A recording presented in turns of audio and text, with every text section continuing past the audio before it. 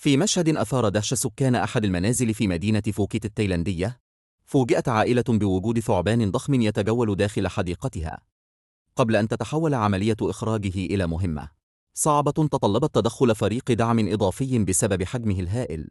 بدأت القصة عندما لاحظ أفراد العائلة حركة غريبة داخل الحديقة، وبعد الاقتراب اكتشفوا وجود ثعبان عملاق يبلغ طوله نحو 15 قدما بالقرب من المنزل، ما دفعهم إلى التواصل بشكل عاجل مع فرق متخصصة للتعامل مع الزواحف.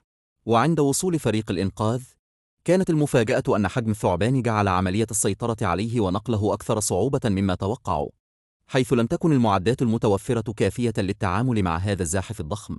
وقالت إحدى سكان المنزل، وتدعى إن فريق الإنقاذ المحلي اضطر إلى طلب مساعدة إضافية، كما شارك عدد من الجيران في انتظار وصول فريق متخصص قادر على إتمام المهمة بأمان.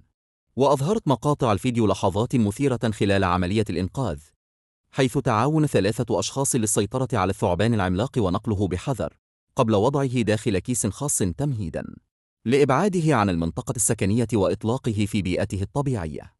وأكد أحد المختصين المشاركين في العملية أنه شعر بالدهشة من ضخامة الثعبان، موضحاً أنه لم يسبق له التعامل مع ثعبان بهذا الحجم من قبل، مشيراً إلى أن عملية الإنقاذ انتهت بنجاح دون تسجيل أي إصابات.